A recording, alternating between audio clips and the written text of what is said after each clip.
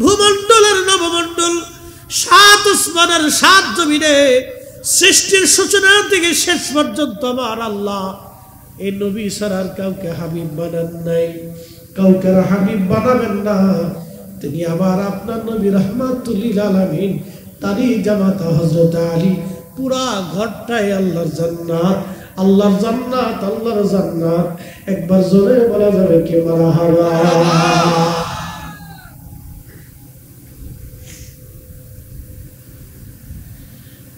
হযরত আলীর মর্যাদা অনেক, মর্তবা আল্লাহ দিয়েছেন অনেক, অনেক তার ফজিলত। হযরত আলী তিনি যেমন একজন সাহাবী ছিলেন, খুবই ভদ্র কিন্তু বীর যোদ্ধা। খোদা কখনো তার পিছু ছাড়ে নাই, অভাব কখনো তার মোচন হয় নাই।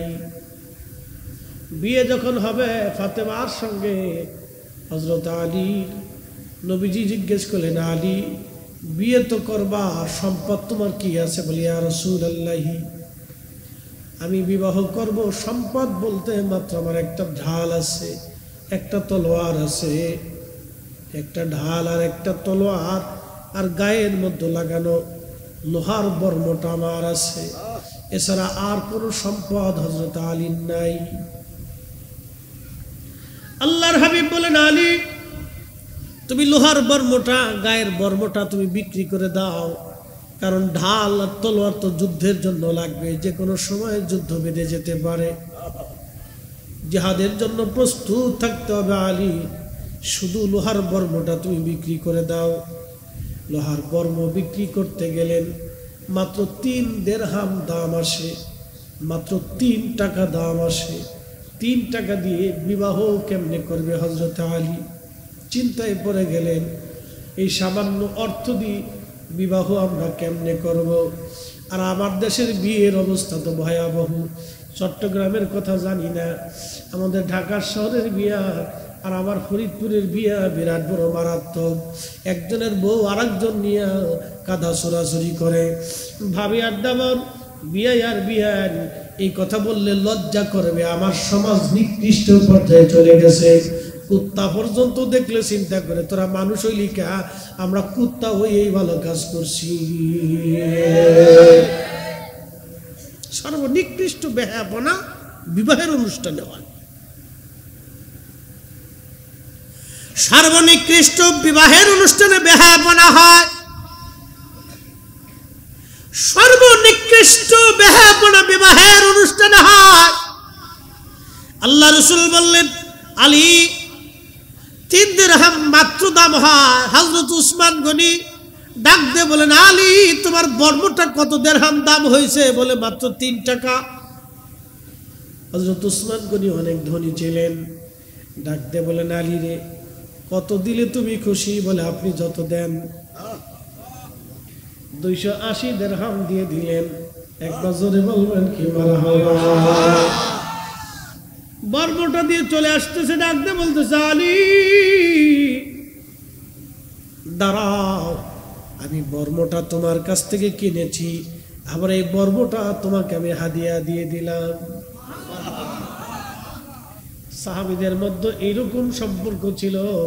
আর আমার দেশের শিয়া যারা আছে, ওই যে আপনার দেখবেন কি বলে, আপনার ওই যে তাজিয়া করে, ঘোড়া বানায়, পুতুল বানাইয়া বিরাট বড় করে দা কোরাল নিয়া ছুরি দিয়া পিঠ কাটার দৌড়ায়, আর হায় হোসেন হায় হোসেন। ওরা বলে উসমান হযরত আলীর সাথে খেয়ানত করছে, হযরত ওমর আর আবু বকর 2 জন আলীর সাথে খেয়ানত করেছে। খলিফা হওয়ার কথা হযরত আলী, খলিফা হয়েছে এরা 3 জন, এরা আলীর সাথে গাদ্দারি করছে। সাহাবীদেরকে যারা অসম্মান করে কথা বলে, তারা অরিজিনাল ভণ্ডের ঘরের ভণ্ড, তারা অরিজিনাল দুশমনের রাসূল। কথা বলে ঠিক কিনা? শিয়া থেকে সাবধান থাকবেন, খুব ভয়াবহ আকীদা, মারাত্মক আকীদা। এদের কথা শুনলে আপনার শরীর শিহরে উঠবে যে বলেটা কি। চিন্তা করছেন উসমান আলী রাদিয়াল্লাহু তাআলা নূর ভিতর সম্পর্ক কেমন ছিল? বলতে উসমান রাদিয়াল্লাহু আনহু বলতেছে, আলী রে দিয়ে দিলাম, যাও নিয়ে যাও। কি মহব্বতের সম্পর্ক ছিল, তারা খেয়ানত করতে পারে, গাদ্দারি করতে পারে। ঠিক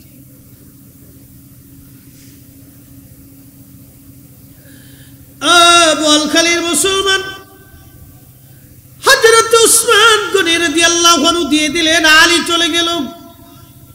প্রিয় নবীজির সামনে উপস্থাপন করলেন, ইয়া রাসূলুল্লাহ 280 দিরহাম আমি বিক্রি করেছি। দেখেন কার সাথে মেয়ের বিবাহ দিচ্ছে। আমার দেশের পোলাপান হলে কিছু পকেটের মধ্যে রেখে দিত। এই কথা করলে 280 দিরহাম সামনে দিয়েছে হুজুর, 280 দিরহাম বিক্রি করছি।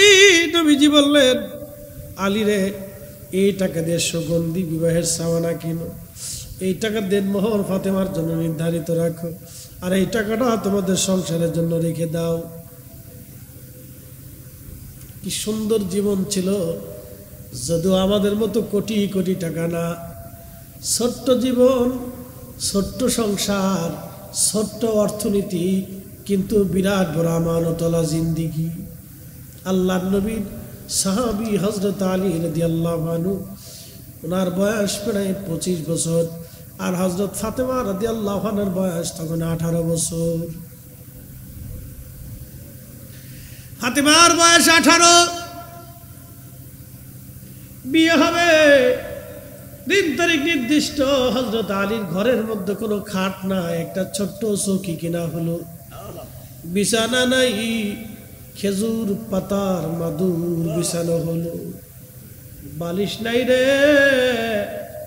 ফাতেমার জন্য বালিশ খেজুর গাছের ছাল চামড়ার ভিতরে ঢুকাইয়া সেদিন বালিশ বানানো হলো।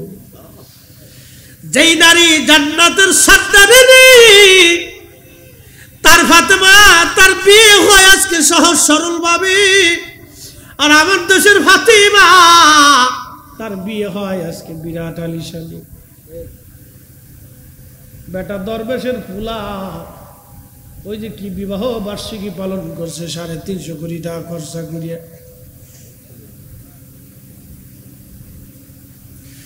350 কোটি টাকা খরচা করে বিবাহ বার্ষিকী পালন করে তারা। আর আমার দেশের কত মা টাকার অভাবে ওষুধ কিনতে পারে নাই। আমার দেশের কত বাবা টাকার অভাবে ডাক্তার দেখাইতে পারে না। টাকার অভাবে আমার দেশের কত মা, কত বাবা টাকার অভাবে ভালো খাবার কিনতে পারে না। এই টাকা যদি আমার দেশের গরিব মানুষের জন্য 4টা হসপিটাল বানাই দেওয়া হতো, 6টা বিভাগে 6টা হসপিটালও যদি বেটা বানাই দিত, তাহলে অন্তত আমার দেশের গরিব মানুষ চিকিৎসা অন্তত মনে হলো শান্তি পাইত। কথা কর না কেন, ঠিক কিনা? এই কাজে রাজি না, এই কাজে রাজি না। এরা নির্বাচন করিয়া 100 কোটি টাকা খরচা করবে, চুরি করবে 1000 কোটি টাকা, 900 কোটি টাকায় লাভ। কথা কর না কেন, বুঝছেন? এই জন্য নির্বাচনের লেগে পাগল হয়ে যায় সবাই, উচিত কথার ভাত নাই। আমি তো নির্বাচনের লেগে পাগল না, যদি আমার বাপ ডাকেন তাও তো আমার নির্বাচনে দাঁড়াইতে করে পারবেন না। কিন্তু এই সমস্ত কাজে আমি নাই, এর ভিতরে ঢুকলেই আকড়া ফাকড়া চাকরা, এটা দেখলে শেষে হুজুরের চিন্তা আসবে, হ্যাঁ মাইরে দেই। আর যদি একবার মাইরেই দেই, হাই হাই হাই, 18 কোটি মানুষের মামলা কিয়ামতের মাঠে। হুজুর টিয়া দেন, ফরিদি হুজুর টেকা দেন। কত কোটি মানুষ? 18 কোটি মানুষ আমার পিছিয়ে দৌড়াবে, টেকা দেন। মামলা হবে কিয়ামতের মাঠে। যত আরাম তত বেরাম, কঠিন জায়গা। হযরত আলী রাদিয়াল্লাহু তাআলা জীবনী তো বলতে চাচ্ছেন, সামনে আসতেছি দাঁড়া, এরপরে নির্বাচনে নিয়ে যাওয়ানি। তা যদ্দূর পারেন খালি ভোট দিবেন, চুরি করে দিয়ে দিবেন 2-4টা নাকি, বাস। বিরাট সুয়াব, পুরে সুয়াব। আমাদের দেশে টাকা কামানোর যে কত সিস্টেম ধান্দা আছে জানেন? এখন আমাদের দেশে যে ইউটিউবালারা, এই যে হ্যাগার কিছু ইউটিউবালারা বউয়ের ভিডিও করে, বউয়ের ভিডিও কি ব্লক, এটার কি কর হ্যাঁ সাপের বলক, হ্যাঁ কাপেল বলক, লা হাওলা ওয়ালা কুওয়াতা ইল্লা বিল্লাহ। নাম পর্যন্ত কি বেশকে নাম দিয়েছে দেখছেন, কাপেল বলক। শয়তান বদমাইশ বউয়ের ভিডিও করে তোর এত নিচ পর্যন্ত চলে গেছে, শিয়াল কুত্তাও এত নিচে পর্যন্ত যায় নাই।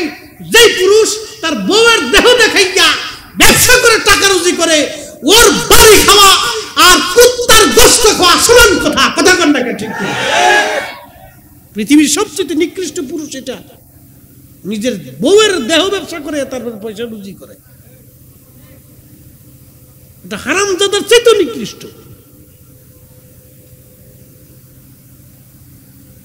আপনি কল্পনা করতে পারবেন? বউয়ে রান্না করতেছে, বউয়ে কাপড় ধুইতেছে, বউয়ে বাগান করতেছে, বউয়ে মার্কেট করতেছে, এগুলি ভিডিও করে করে সাইডে পয়সা রুজি করে, বউয়ের শরীর দেখায়। ফাজিল কোথাকার এগুলি। এগুলি দেখে দেখে আমাদের নারীরা আরো উদ্বুদ্ধ হচ্ছে। আপনি কল্পনা করতে পারবেন, পতিতা নারী টাকার জন্য দেহ ব্যবসা করে, আর এই বেটা নিজের স্ত্রীর পতিতা বৃত্তির জন্য নামাইয়া দেহ দেখাইয়া পয়সা রুজি করে। ও পতিতা নারীর চাইতে এই বেটি কোনো অংশে কম না, একবারে সমানে সমানে। কি কথা কর না কেন?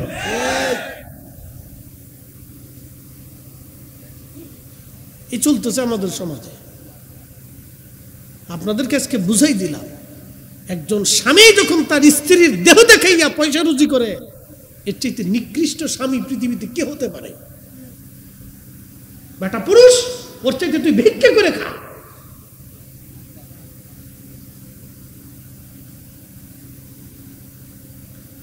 প্রিয় বোয়ালখালীর মুসলমান, হযরত আলী রাদিয়াল্লাহু আনহুর বাড়ি, হযরত ফাতেমাকে বিয়ে করবেন। বালিশ আজকে খেজুর গাছের সুবলা দিয়ে, চামড়া দিয়ে বানানো হলো ফাতেমার বালিশ। সামান্য একটু সুগন্ধি, কোন রকম আসবাবপত্র হলো তার। আল্লাহর নবী কিছু দিলেন, কোন রকম হলো সংসার। একটা কম্বল, পা ঢাকলে মাথা বের হয়, মাথা ঢাকলে পা বের হয়ে যায়। বিয়ে হয়ে গেল। হযরত আলী রাদিয়াল্লাহু আনহুর বিয়ের দিন তারিখ নির্দিষ্ট হলো। ফাতেমা রাদিয়াল্লাহু আনহা বসে বসে কান্না করতেছে, খুব বেশি করে কান্না করে। মা ঘরে নাই, তার আজ মা নাই। খাদিজাতুল কুবরা আজকে দুনিয়ায় নাই, মেয়েটাকে কে সান্ত্বনা দিবে? আল্লাহর নবী নিজে হেঁটে হেঁটে ফাতেমার কাছে বসলেন। ফাতেমার কাছে বসে বললেন, মা রে, বুঝতেছি ঘরে তোমার মা নাই, মন বেজারাস। ফাতেমারে আমি আরো বুঝছি, আমি ইচ্ছা করলে মদিনার সবচেয়ে বড় ধনী পরিবারে তোমাকে বিয়ে দিতে পারতাম। ফাতেমা, গরিব আলীর সাথে তোমার বিয়ে দিচ্ছি আজ।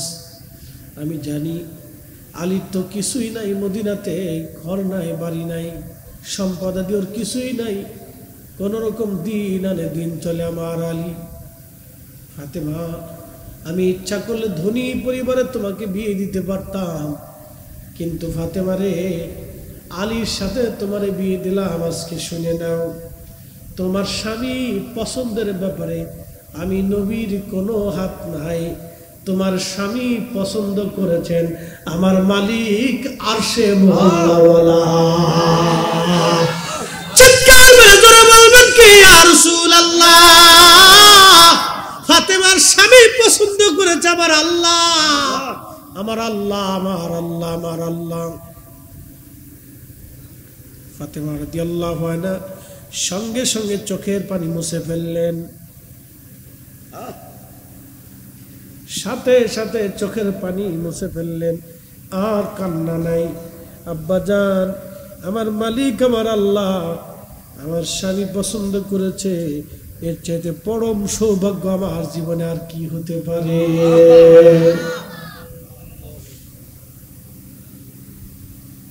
তাদের দুইজনের বিবাহের পছন্দ আল্লাহ, সরাসরি আল্লাহর হুকুমে হযরত ফাতেমা রাদিয়াল্লাহু আনহার বিয়ে হলো আলীর সঙ্গে।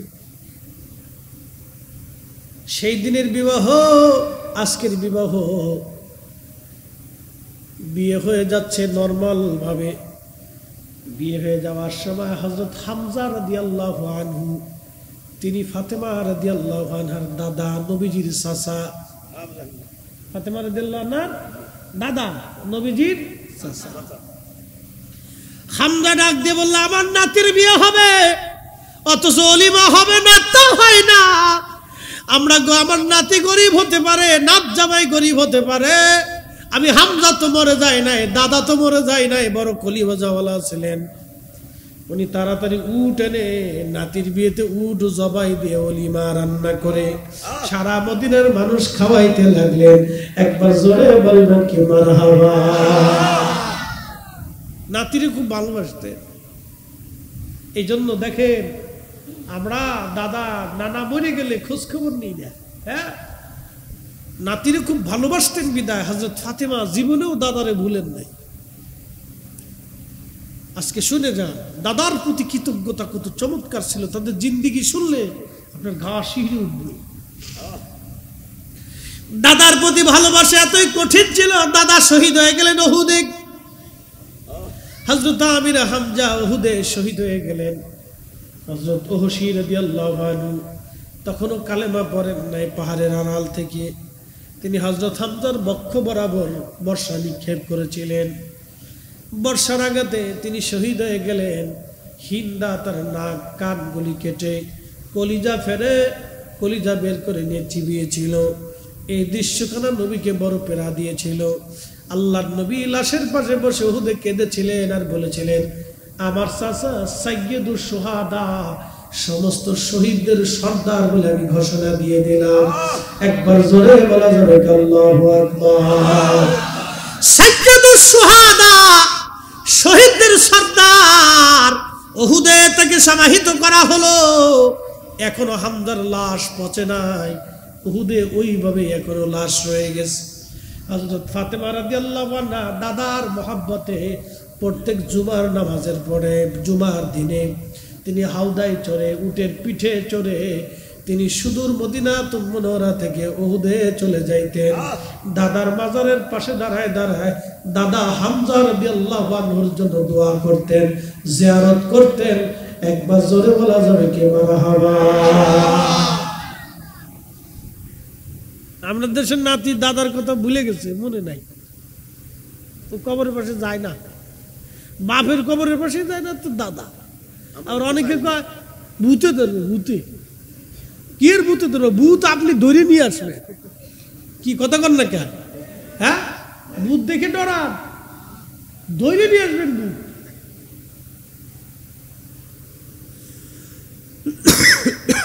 এই সাহস রাখবেন। রাত 4টা-5টার সময়, 12টা-1টার সময় কবরের পাশে গোরস্থানে একা একা যাইতে পারবেন? আমার করে আমি একা চলে যাবো, ভূত ও ধরে নিয়ে আসবো আমি।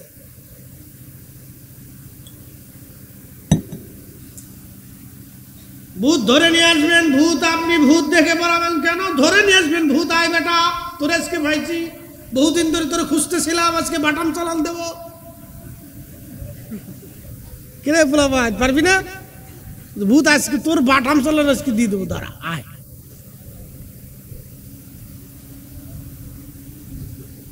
কোনো ভূতের ভয় নাই। রাত্রিবেলা যাবেন গোরস্থানে, সুযোগ হলে। বলে হুজুর কারণ কি? আপনি রাতে যখন গোরস্থানের পাশে দাঁড়াবেন আপনার শরীর ঠান্ডা হয়ে যাবে, ভয়ে না, আখিরাতের চিন্তায়, আল্লাহর ভয়ে আপনার শরীর ঠান্ডা হয়ে আসবে। আহা, আজকে যারা পৃথিবীতে দেমাগ দেখাইতো, ক্ষমতা আর অহংকার দেখাইতো, আজকে তারা মাটির নিচে চলে গেছে, কেউ তাদের দেখার নাই। নিস্তব্ধ হয়ে গুরুস্থানের ভিতরে চলে গেছে। একদিন মাটির ভিতরে হবে ঘরে, মন আমার কেন বন্ধু দালান ঘর। কত রাজা বাদশা জমিদার কবরের পাশে ঘুমায়, কবরের ভিতরে ঘুমায়। কবরে ঘাস দুবলা জন্মে গেল, শিয়াল কুত্তা ঘুরে বেড়ায়। আজকে তাদের কোনো ক্ষমতা নাই, আজকে তাদের কিছুই নাই, করার কিছুই নাই। এই জন্য ক্ষমতা পাওয়ার পরে যারা অপব্যবহার করে তারা অনেক বড় ভুল করে। যারা করেছে তারা ভুল করেছে, যারা আগামীতেও করবে তারাও জীবনে চরম ভুল করবে। এই ভুলের মধ্যে যারা জড়াবে তাদের বিরাট ক্ষতি হবে। কি কথা বলেন ঠিক কিনা? অনেক বড় ক্ষতি হবে। তার নমুনা তো একটু দেখা যায়, মিলাদুন্নবীতে মারামারি করতে আসে, বন্ধ করে দিতে চায়, শক্তি দেখাইতে চায়।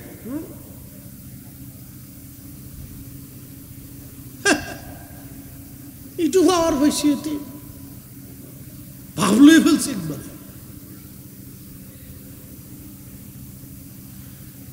শুনে রাখেন বোয়ালখালীর মুসলমান, ক্ষমতা চিরদিনের জন্য না। গোরস্থানের পাশে দাঁড়াবেন, কবরের পাশে দাঁড়ানোর পরে রাতের আধারে যখন কবরে দাঁড়াবেন শরীর হিম হয়ে আসবে। চিন্তায়, আখিরাতের চিন্তায় আপনার মন একবারে নরম হয়ে যাবে। চোখ বেয়ে বেয়ে বাবার কবরের পাশে দাঁড়ায় চোখ বেয়ে বেয়ে পানি চলে আসবে। মায়ের কবরের পাশে দাঁড়াইয়া চিন্তা করবেন, মা এই গভীর রাত্রিবেলা তুমি আমার কোল থেকে ছাড়ো নাই। তুফান হলো মা তুমি আমার কোলের মধ্যে জড়িয়ে রাখছো। বৃষ্টি হলেও ছাড়ো নাই। এত রাত্রে কোনোদিন একা একা আমার ছেড়ে দাও নাই। পেশাব পায়খানা বিছনাতে করলো মা লাথি মেরে ফেলে দাও নাই রে মা। আজকে কবরের জেলখানায় তুমি বন্দি। আজকে কবরের জেলখানায় তুমি বন্দি মা। আমি সন্তান তোমার বিছানা দিতে পারি নাই, তোমার খোঁজ খবর আমি নিতে পারি নাই। কবরের পাশে দাঁড়ায় যাবেন, মায়ের কবরের পাশে দাঁড়িয়ে যাবেন, মাকে ডাকবেন, মা তোমার হক আমি আদায় করতে পারি নাই। তুমি মা আমার যেভাবে লালন পালন করছো সেই অনুযায়ী কোন হক আমি আদায় করতে পারি নাই। কিন্তু রাত্রিবেলা আমি সন্তান তোমারে ভুলি নাই।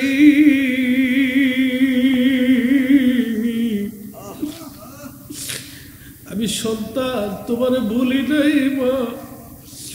আজকে রাত্রিবেলা তোমার কবরের পাশে দাঁড়ায় গেছি।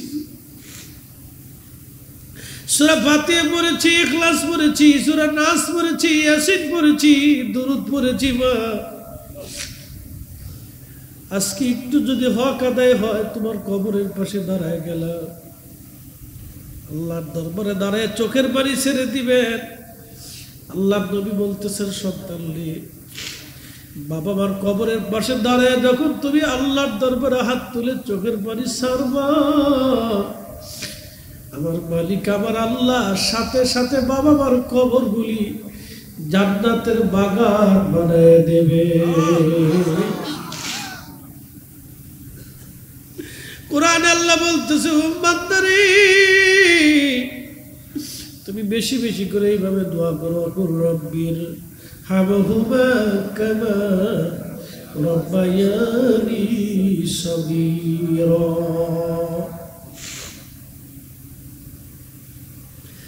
এই যে রাত গভীর হয়ে গেছে, প্রায় রাত 2টা বেজে গেছে, 1:45 বেজে গেছে রাত। এই যে তাহাজ্জুদের সময় ঘনায় গেছে। বোয়ালখালীর মুসলমান এখন বসে আছেন আপনারা। তাহাজ্জুদের সময় ঘনিয়ে ঘনিয়ে আসলে আমরা আল্লাহর দরবারে হাত বাড়াই দিব। দুনিয়ার সব দোয়া যদি ফেরত হয়, তাহাজ্জুদের সময়ের দোয়া আল্লাহ ফেরত দেয় না। আল্লাহর নবীকে বলা হলো, হুজুর কোন সময়ের দোয়া কবুল হয় বলবেন নি? আল্লাহর নবী বললেন, জওফুল লাইলিল আখির, শেষ রাতের দোয়া কবুল হয়। ও দুবুরুস সালাতিল মাকতুবা, ফরজ নামাজের পরে দোয়া কবুল হয়ে যায়। শেষ রজনীর দোয়া, তাহাজ্জুদের সময়ের দোয়া কবুল হয়। ফরজ নামাজের পরে দোয়া করলে দোয়া কবুল হয়ে যায়। একবার জোরে বলা যাবে কি মারহাবা। তাহাজ্জুদের সময় হাত বাড়াবেন, আমার মনিব আপনার হাত ফিরাবে না। যদি কখনো দোয়া কবুল না হয়, তাহাজ্জুদের সময় আপনি হাত বাড়াবেন, তাহাজ্জুদের সময় হাত বাড়াবেন, তাহাজ্জুদের সময় হাত বাড়াই দিবেন, আমার আল্লাহ হাতগুলি খালি ফেরত পাঠাবে না। কবরের পাশে দাঁড়াবেন, ফরজ নামাজের পরে দোয়া করবেন, আল্লাহ হাত খালি ফিরাবে না। সফরকালীন সময় মুসাফির অবস্থায় হাত বাড়াবে, আমার আল্লাহ হাত ফেরত দিবে না। মাজলুমের দোয়া আল্লাহর দরবারে কবুল হয়, জালিমের বিরুদ্ধে মাজলুমের দোয়া কবুল হয়ে যায়। আমার মাওলা আমার আল্লাহ হাত ফিরায় না। বোয়ালখালীর মুসলমান হাজিরিন,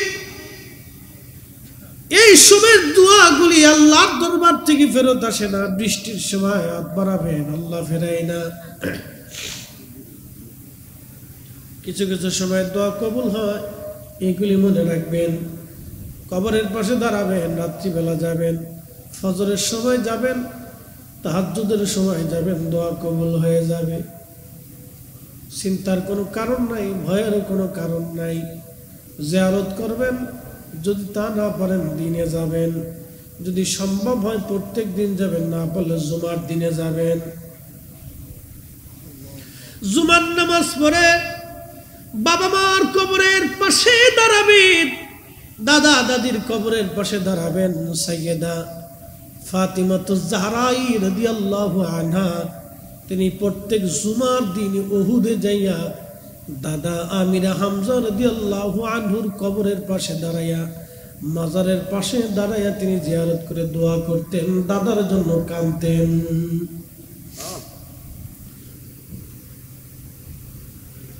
তাদের জীবন বড় আদর্শওয়ালা জীবন ছিল। সাইয়্যিদাতুন নিসা আহলিল জান্নাহ এমনি আল্লাহ দিছে না, আল্লাহ কারণেই দিছে। তাদের জীবন বড় চমৎকার ছিল, বড় আকর্ষণীয় ছিল। মুহতারাম, আল্লাহ রাব্বুল আলামিন এই তাদের আদর্শকে যে নারীরা ফলো করবে, সেই নারীরা তাদের সাথে হাসরের ময়দানে একত্রিত হবে। সুবহানাল্লাহ। সে নারীরা একত্রিত হবে। তো প্রিয় উপস্থিতি, এই যে তাদের জিন্দেগি জীবন বড় চমৎকার, খেয়ে না খেয়ে জীবনের বহু দিন কাটাইছে। ফাতেমা রাদিয়াল্লাহু আনহা, আলী রাদিয়াল্লাহু আনহু, হাসান হুসাইন, আল্লাহর হাবিবের জিন্দেগি বড় কষ্টের ছিল। আম্মাজান আয়েশা সিদ্দিকা রাদিয়াল্লাহু আনহা নবীর ইন্তেকালের পরে খাবার সামনে আসলে উনি বসে বসে কাঁদতেন। সাহাবায়ে কেরাম বলতেন, আম্মাজান কাঁদেন কেন? আম্মাজান আয়েশা বলতেন, তোমরা এখন বাইতুল মাল থেকে আমাদের জন্য বেতন ভাতা নির্ধারণ করে দিছ। আমার জীবনে রসুলের সোহবতে নবীর ঘরে এমনও দিন গেছে, মাসে একটা দিনও নবীর বাড়ি চুলায় আগুন জ্বলত না। না খেয়ে, খেজুর খেয়ে না খেয়ে কত রাত দিন আমাদের পার হয়ে গেছে। খেয়ে না খেয়ে আমাদের জীবনের বহু অংশ পার হয়ে গেছে। ক্ষুধায় আমাদের দিন চলে গেছে। আম্মাজান আয়েশা কাঁদতেন। এভাবে রাসূল করিমের জীবন পার হয়েছে। 1 মাস পর্যন্ত বাড়িতে চুলায় আগুন জ্বলত না, খাবার থাকতো না। কি ভাবলেন আপনি? কোন স্ত্রী কি থাকবে? কোন স্ত্রী থাকবে না। কিন্তু একজন আম্মা যেন ক্ষুধা না খেয়ে 2 দিন 3 দিন পার করছে। একজন আম্মা যেন রসুল থেকে কোনোদিন জুদা হয় নাই। একসাথে বলবেন আল্লাহু আকবার।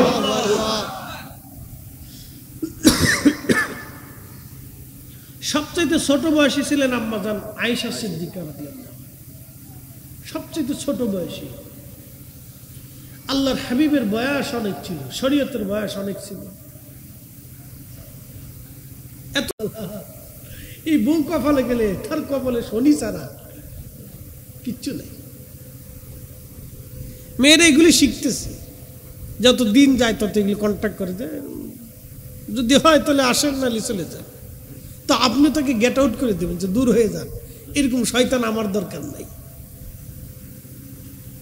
এই জন্য শাদী দেখে করতে হবে। আল্লাহ রসুল ইচ্ছা করলে কিন্তু অনেক ধনী পরিবারে ফাতেমাকে বিয়ে দিতে পারতেন, কিন্তু দেন নাই, কারণ আলীর কাছে দিছে,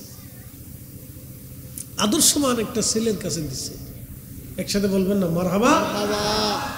গানজুটি ফানজুটি হিরোইনচি এগুলো দিয়ে দিয়েন না।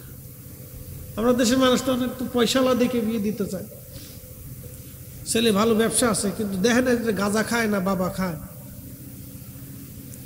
এটা যদি একবার গানজুটি আর বাবার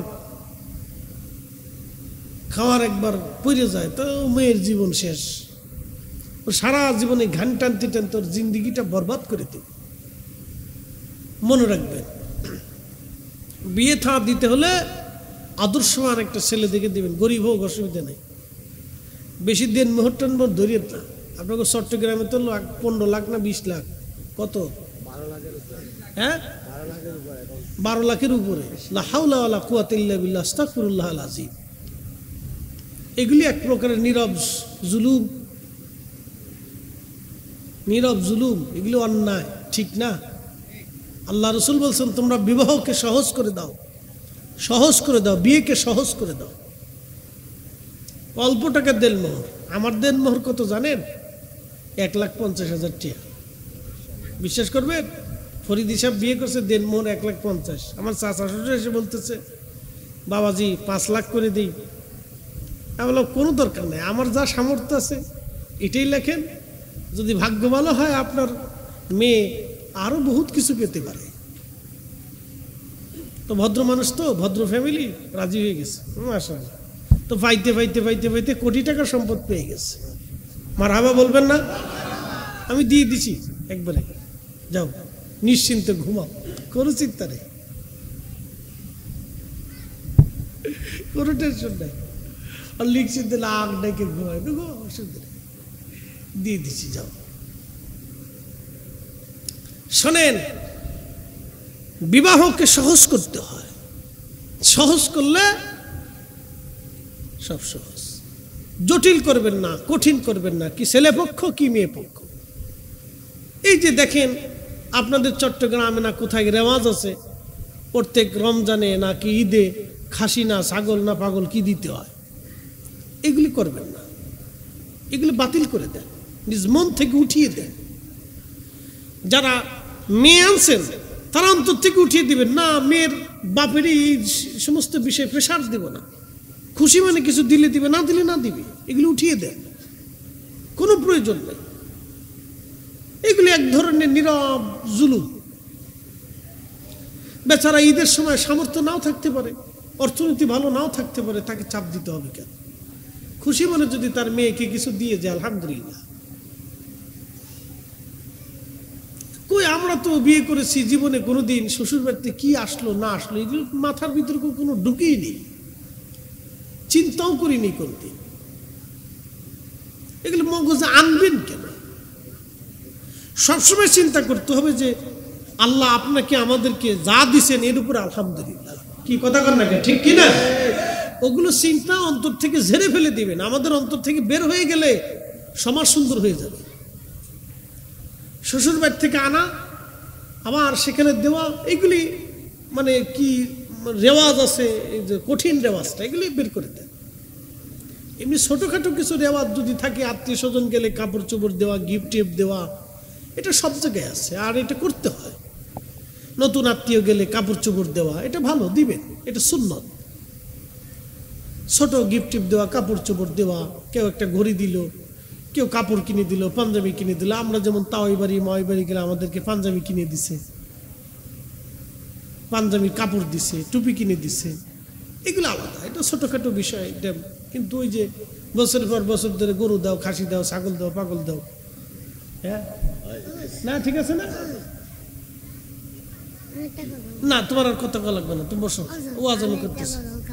গজল গাবা পরে, পরে শেষ করে নি, আমি মোনাজাতের পরে গাবা। হ্যাঁ বসো, আচ্ছা ঠিক আছে, খুব খুশি হয়েছি। আচ্ছা মোনাজাতের পরে গাই, সারা রাত গাই, আজকে অসুবিধা নেই।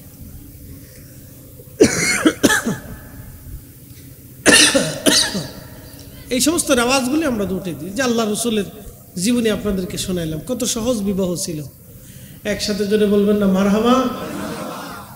আর একটা বিয়ের কথা শোনাই, শোনাবো? আর একটা বিয়ের কথা শোনাবো? হ্যাঁ শোনাই। শেষ রাত কত বাজে? বেশি না, কেবল 2টা বাজে। দূর আরো কিছুক্ষণ চলুক ইনশাল্লাহ। একসাথে বলে তো আল্লাহু আকবার। একজন সাহাবী ছিলেন, তার নাম জুলাইবি। নাম কি? জুলাইবি। বাইটে বাইটে বেঠে বেঠে বামন। কিছু মানুষ আছে না বামন, ছোট মানুষ, ওর সাথে কেউ মেয়ে বিয়ে দিতে চায় না, আত্মীয়তা করতে চায় না। জুলাইবি একে তো বামন, মিসকিন, অভাবী, ইয়েতিম নবী নিজে পালন করতেন। এই জন্য আল্লাহ রসুল বলতেন, তোমরা যদি ইয়েতিম পালো তাহলে জান্নাতের মধ্যে আমি আর তুমি এইভাবে থাকবো। একসাথে বলবেন না মারহাবা। এইভাবে থাকবে, এতিম এতিম এতিম দুস্থ গরিব আল্লাহ রসুল পালতেন। এজন্য পৃথিবীতে যত সুফিদের দরবার দেখবেন, যত অলির দরবার দেখবেন, এই অলির দরবারে কিছু এতিম দুস্থ গরিব অসহায় এরা যায় ভিড় করে। একসাথে বললেন আল্লাহু আকবার। যত অলির দরবার দেখবেন, সব অলির দরবারে দুস্থ, অভাবী, এতিম, গরিব, হ্যাঁ এরা যায় ভিড় করে, মাজুর এরা যায় ভিড় করে। কারণ ওই যে আল্লাহর রসুল ওই দুস্থ, এতিম, মাজুর, গরিব এগুলো পালতেন, তাদেরকে আহলে সুফা বলা হইতো। একসাথে বলবেন না মারহাবা। আর ওলিরাও এই আদর্শকে কিয়ামত পর্যন্ত ধরে রাখবে। তাদের কাছে, তাদের বারগাহে, তাদের দরবারে এই পাগল, এই অভাবী, মিসকিন, মাজুর এরা যায় ভিড় করে।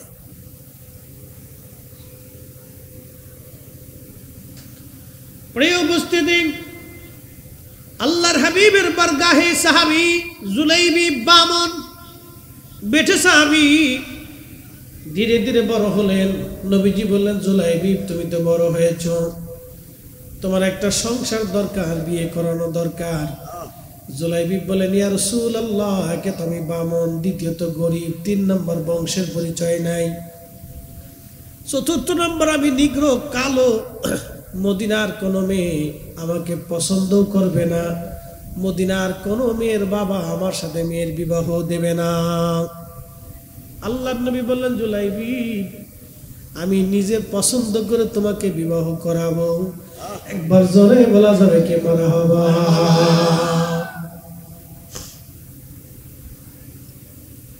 তো জুলাইবির চিন্তা, আল্লাহ রসুল যদি আমার বিয়ে করা হয় তাতে ভালোই, করলে করাইতে পারে, আমার তো কেউ পছন্দ করে না। তো উনি হাল ছেড়ে দিছে যে আমারও কেউ পছন্দ করতো না, আমি গরিব মানুষ, বাড়ি ঘর নাই, জমি জমা নাই, বংশের পরিচয় নাই, আমার কোথায় বাবা মা কেউ জানে না, আমি নিজেও জানি না। তা আমার মতো একটা ভবঘুরে ছেলের সাথে কে মেয়ে দিই? কথা তো সত্য, কেউ দিতে চাবে না, আপনিও দিতে চাবেন না, এইটা না হতেই পারে না। কিছুদিন পরে আল্লাহর নবীর বাড়ি এক সাহাবী আসছে, মদিনার আনসারী সাহাবী। যদি কোনোদিন মদিনাতে যান তাহলে অরিজিনাল মাদানী, ডুপ্লিকেট মাদানী না। আমাদের দেশে বহু ডুপ্লিকেট মাদানী আছে, মদিনা ভার্সিটিতে পড়া নামের পিছনে লেখছে মাদানী, এরা জাল মাদানী, জাল মাদানী, জাল মাদানী। কি কথা কর না কেন? কি মাদানী? জাল, জাল মাদানী। মদিনাতে বসে লাগিয়ে দিছি মাদানী। উরে বাপ রে বাপ।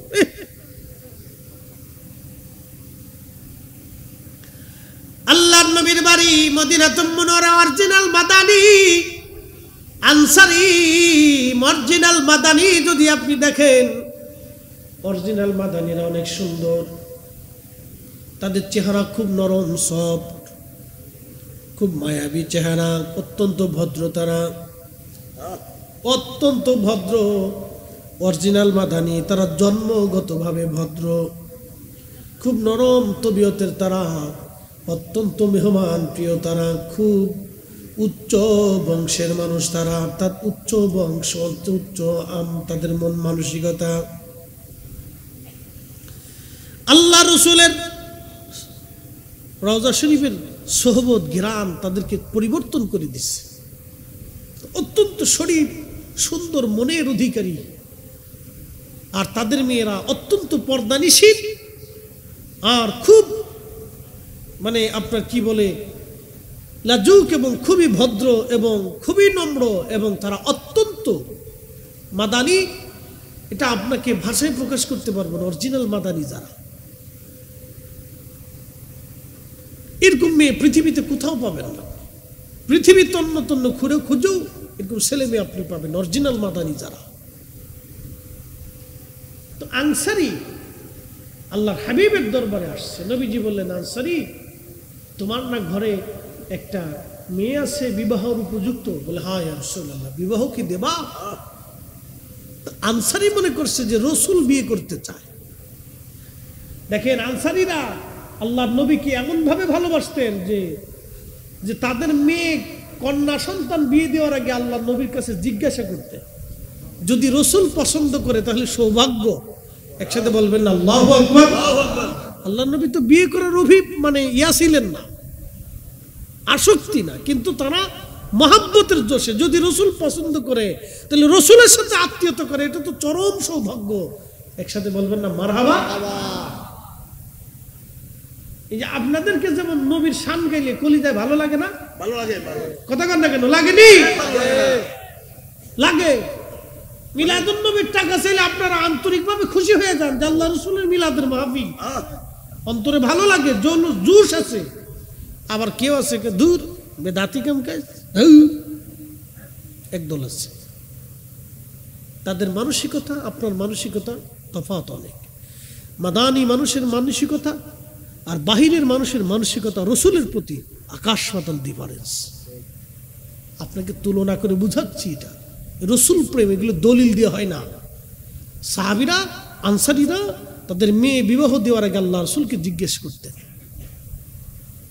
আর যদি কোনো মেয়ের ব্যাপারে রসুল করিমের পক্ষ থেকে প্রস্তাব আসতো, তাহলে পৃথিবী উল্টে গেলেও অন্য জায়গায় তারা মেয়ের বিবাহ দিতেন না। আল্লাহর হাবিব রসুল করিম সাল্লাল্লাহু আলাইহি ওয়াসাল্লাম নবীজি ডেকে বললেন, তোমার না ঘরে একটা মেয়ে আছে? বলে, হ্যাঁ ইয়া রাসূলুল্লাহ, বিবাহ দেবা? সাহাবী খুশি, হুজুর আপনি যদি বিয়ে করেন আমার সৌভাগ্য, আমি নবীর সাথে আত্মীয়তা হবে আমার। আল্লাহর হাবিব বললেন, না আমি বিয়ে করব না, আমার একজন সাহাবীর ব্যাপারে তোমার মেয়ের প্রস্তাব দিলাম। হুজুর কোন সাহাবী? বলে, আমার সাহাবীর নাম হলো জুলাইবিব। আনসারীর মন বেজার হয়ে গেল। বলে, ইয়া রাসূলুল্লাহ, জুলাইবিবের ব্যাপারে প্রস্তাব দিয়েছেন। আমার মেয়ের মা আছে, আমার স্ত্রী আছে, আমার স্ত্রীর সাথে পরামর্শ ছাড়া কোনো সিদ্ধান্ত দেব না। আনসারী সাহাবীর মন বেজার হয়ে গেল। তিনি বাড়ি চলে গেলেন। স্ত্রীকে ডাক দিয়ে বললেন, না না না, ডাক দেন না। স্ত্রীকে ডাক দিয়ে বললেন, স্ত্রীকে ডাক দিয়ে বলতেছে, বিবি, আল্লাহর নবীজি তোমার মেয়ের বিবাহের ব্যাপারে প্রস্তাব দিয়েছে। স্ত্রী মনে করছে, হায় হায়, এর চাইতে পরম সৌভাগ্য কি হতে পারে? আল্লাহর নবী আমাকে বিবাহের প্রস্তাব, আমার মেয়ের বিবাহের প্রস্তাবনা দিয়েছে। বলে, স্বামী বলেন কি? এর চাইতে পরম সৌভাগ্য আমার জীবনে কি আসতে পারে? স্বামী ডাক দিয়ে বলতেছে, বিবি, নবী বিয়ে করবে না, সাহাবী জুলাইবিবের ব্যাপারে তোমার মেয়ের প্রস্তাব আসছে। মহিলা ডাক দেখায়, স্বামী আমার, আল্লাহর কসম করে বলি, এরকম বংশহীন পিতৃ পরিচয়হীন একটা সন্তান, গরিব মানুষ, বামন বেঠে ছেলের সঙ্গে আমি আমার মেয়ের কিভাবে বিবাহ দেব? এটা হবেই না। মহিলাও বিগড়ে গেল। দুইজনে ঘরের ভিতরে কথা চলতেছে। পাশের রুম থেকে মেয়েটা শুনতেছে, পাশের রুম থেকে মেয়েটা আসছে। মেয়েটা আসিয়া আল্লাহর নবীর মায়ের ঘরের, বাবার ঘরের ভিতরে ঢুকিয়া বলেন, আম্মা জান, আব্বা জান, কি নিয়ে আপনারা কথা বলতেছেন? বলে, মা, আল্লাহর নবী তোমার বিবাহের ব্যাপারে পয়গাম দিয়েছে। নবীর দরবারে একজন বামন বেঠে সাহাবী আছে, তার নাম জুলাইবিব। 1 নম্বরে বামন, 2 নম্বরে নিগ্রো, 3 নম্বর সে গরিব, 4 নম্বর পিতৃমাতৃ পরিচয়হীন বংশহীন একটা ছেলে। আমরা বাবা মা হয়ে কি করে তোমাকে এমন একটা ছেলের সাথে বিবাহ দিতে পারি? মেয়েটা ধমক দিয়ে বলল, আম্মা জান, আব্বা জান, চুপ করেন। আপনাদের সাহস কি করে হয়? আল্লাহর নবী আমার স্বামী পছন্দ করেছেন, এর চাইতে আমার জীবনে সৌভাগ্য আর কিছুই হতে পারে না। চিৎকার করে ধরে বলেন আল্লাহু আকবার। আল্লাহকে যে পাইতে চায়, হযরতকে ভালোবেসে, আরশ কুরসি লৌহ কলম না চাহিতে পেছে সে। কথা বলেন ঠিক কিনা? তাড়াতাড়ি যান আল্লাহর হাবিবের বারগাহে যা বলেন, আমি রাজি। আপনারা রাজি না হলেও আমি রাজি। রাসূল আমার জন্য স্বামী পছন্দ করেছে, এর চাইতে পরম সৌভাগ্য আমার জীবনে আর কিছুই নাই। এই জন্য আনসারি অরিজিনাল মাদানী যারা, তারা সবাই আশিক রাসূল। বংশ পরস্পরে এখনো তারা আশিক। আল্লাহু আকবার। বংশ পরস্পরে এখনো তারা নবীর আশিক। তাদের চরিত্র আর পৃথিবীর অন্য মানুষের চরিত্র আকাশ পাতাল তফাৎ হবে। আল্লাহ আল্লাহ, অরিজিনাল মাদানী যারা, মুহাম্মদের নবী দরবারে ওই মহিলা মেয়েটার বাবা দৌড়ে আসছে, ইয়া সাহাবী দৌড়ে আসছে, ইয়া রাসূলুল্লাহ, আপনার বিবাহের পয়গামে আমার মেয়েটা রাজি হয়ে গেছে, আপনি দিন তারিখ নির্দিষ্ট করেন। আল্লাহর নবী চেহারা উজ্জ্বল হয়ে গেল। জুলাইবিবকে ডাক দিয়ে বলতেছে, জুলাইবিব, তোমার বিবাহের পয়গাম এসেছে, মেয়েটা রাজি হয়েছে, পরিবারও রাজি। তুমি বিবাহের জন্য সামানা জোগাড় করো। অনেক কষ্ট করে একজন বেঠে বামন ব্যক্তি মদিনাতে তার বিবাহের সামানা জোগাড় করলো। অনেক কষ্ট হয়েছে, গরিব মানুষ, বাড়ি ঘর নাই, কিচ্ছু নাই। তো বিয়ে হবে কোথায়, থাকবে কোথায়? বলে শ্বশুর বাড়ি। দিন তারিখ নির্দিষ্ট হলো। আল্লাহর নবী বিয়ে পড়াইলেন মসজিদে। একসাথে বললেন না মারহাবা। কোন জায়গা? মসজিদে বিয়ে পড়ানো, এটা সুন্নত রাসূল। মসজিদে বিয়ে পড়ানো সুন্নত রাসূল। আর আমরা দেশে কিছু কাজী আছে, কাজী যারা বিয়ে পড়ায় মুতি পানি নেয় না। কথা বুঝেন না মনে হয়? পেশাব করে পানি লয় না। আমরা চট্টগ্রামে আছি কিনা জানি না, আমরা ফরিদপুরে আছে। আমি অনেক সময় বিয়েতে করে আগে গোসল করাই নিয়ে আসেন, ভালো করে গোসল করেন, না করলে পুকুরের ভিতরে ওটা চুবান, ভালো করে চুবাই নিয়ে আসেন।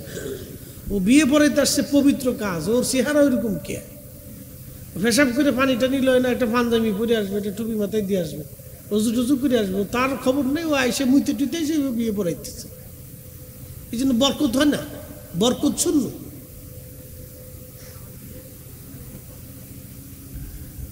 মুসলমান খুব মনোযোগ দিয়ে, বিয়ে পড়ানো হচ্ছে মসজিদে। বিয়ে হয়ে গেল, নবীজি ডাক দিলেন, জিহাদের ময়দানে যারা যাবা তারা আসো। আল্লাহু আকবার। জিহাদের ময়দানে যারা যাবা তারা আসো। জুলাইবিব মদিনার একজন সুন্দরী মেয়ে বিয়ে করলো। মাদানীরা অরিজিনাল মাদানী এমনিতে সুন্দর, তারা পরমা সুন্দরী হয়। আল্লাহ তাদের শারীরিকভাবে, জন্মগতভাবে আল্লাহ তাদেরকে সুন্দর করে বানায়। মাদানী মেয়ে সুন্দরী রমণী স্ত্রী পাওয়ার পরে জুলাইবিব চিন্তা করলো, আমার নবী জিহাদের ময়দানে চলে যাবে আর আমি শ্বশুর বাড়ি থাকবো, তা হয় না। আমি আমার রাসূলের সঙ্গে জিহাদের ময়দানে রওনা হয়ে যাব। একসাথে বলবেন আল্লাহু আকবার। ইমাম ইবনে কাসির তাফসীর ইবনে কাসিরের ভিতরে ওনার জীবনী লেখছেন জুলাইবিব রাদিয়াল্লাহু আনহু যুদ্ধের ময়দানে নবীর সঙ্গে রওনা হয়ে চলে গেলেন। একটা নজর স্ত্রীর দিকেও তিনি তাকানোর নাই, বিবির ঘরে যান নাই, বাসা ঘর করেন নাই, এইভাবে রওনা হয়ে গেলেন। একটাই চিন্তা, রাসূল নাই, যেই নবীর জন্য সংসার পাইলাম, জিন্দেগি পাইলাম, ওই নবী জিহাদের ময়দানে থাকবে, আর আমি জুলাইবিব শ্বশুর বাড়ি আরাম আয়েশ করে কাটাবো, তা হয় না। এরা সাহাবী সাহাবী সাহাবী। এই জন্য আল্লাহ রসুল বলতেন, আল্লাহ আল্লাহ ফিয়া সাহাবী, আল্লাহ আল্লাহ ফিয়া সাহাবী। আমার সাহাবীদের ব্যাপারে আল্লাহকে ভয় করো। লা তাত্তাখিদুহুম গরাদাম মিন বাদি, আমার ইন্তেকালের পরে আমার সাহাবীদের সমালোচনা করবে না, আমার সাহাবীদেরকে গালিগালাজ করবে না, আমার সাহাবীদের ত্রুটি বিচ্যুতি উত্থাপন করে তাদের ভুল ত্রুটি ধরতে যাবে না। একবার জোরে বলবেন কি মারহাবা।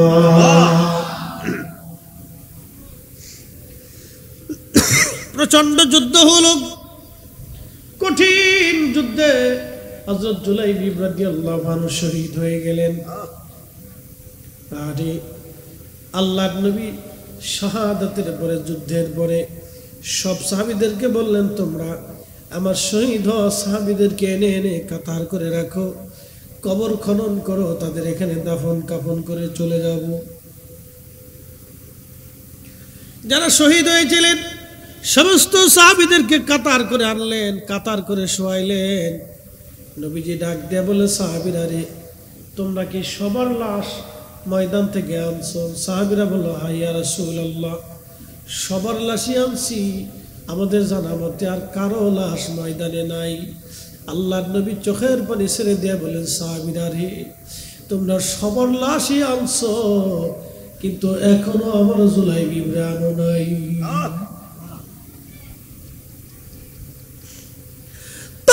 তন্ন করে খুঁজে দেখো আমার জুলাইবিব কোথায়, আমার জুলাইবিব আমার জুলাইবিবের লাশ কোন জায়গায় আছে বলো।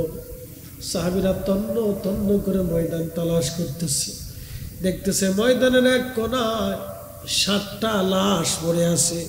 এই 7টা লাশ সরায় দেখলো, 7টা লাশের নিচে ছোট্ট বামন বেঠে জুলাইবিব রাদিয়াল্লাহু আনহু শহীদ হয়ে পড়ে আছে। সাহাবীরা বলল, হুজুর 7টা কাফেরকে শহীদ করে 7টা কাফেরকে জাহান্নামে পাঠিয়ে জুলাইবিব নিজে শহীদ হয়েছে। আল্লাহর নবীর কাছে জুলাইবিবকে নিয়ে আসা হলো। শহীদ যারা হয় তাদের জানাজা হয়, কিন্তু গোসল করানো হয় না। রক্তমাখা অবস্থায় তাদেরকে কাফন পড়াইয়া কবরে রাখা হয়। ওই অবস্থায় নবীজি বললেন, তোমরা কবর খনন করো। আরে আল্লাহর নবী জুলাইবিব ছোট্ট বেঠে বামন জুলাইবিব রাদিয়াল্লাহু আনহুর লাশ মোবারক নবীজি ডাক দিয়ে বলেন, সাহাবীরা রে, সবাই তোমরা কবরে জুলাইবিবকে নিবা, কিন্তু না, আমি নবী নিজে তারে কবরে নিয়ে যাব, নিজে কবরে তারে নামাবো। আমার জুলাইবিব, আমি তারে মদিনার সুন্দরী মেয়ে দেখি বিবাহ দিয়েছিলাম, কিন্তু আমার জুলাইবিব সংসার করে নাই। আমি রাসূলের মায়ায় আমার সঙ্গে জিহাদের ময়দানে আজকেও শহীদ। আজকে আমার জুলাইবিব শহীদ। আমার জুলাইবিবের লাশ আমি নবী নিজে কাঁধে করে নিব, আমি নবী নিজে তারে কবরে নামাবো। আল্লাহর নবী নিজে কাঁধে করে লাশ নিয়ে গেলেন। উম্মতের লাশ নবীর কাঁধে, সাহাবীরা কাঁদতে লাগতেছে। নবীজি নিজে কাঁধে করে হযরত জুলাইবিবের লাশ নিয়ে কবরের মধ্যে নবী নিজে নামাইলেন, নিজে রেখে বিদায় জানে চলে আসলেন। একবার আওয়াজ তুলে বলা যাবে কি মারহাবা। হে সবজ গম্বদ ওয়ালে मंजूर दुआ जब वक्त नजर आए आका दीदार अता दीदार आता करना। मैं कब्र अंधेरी में घबराऊंगा जब तन्हा, इमदाद मेरी करने आजाना रसूल अल्लाह, इमदाद मेरी करने आजाना रसूल अल्लाह। रोशन मेरी तुर्बत को लिल्लाह जरा करना, जब वक्त नजर आए आका दीदार अता करना।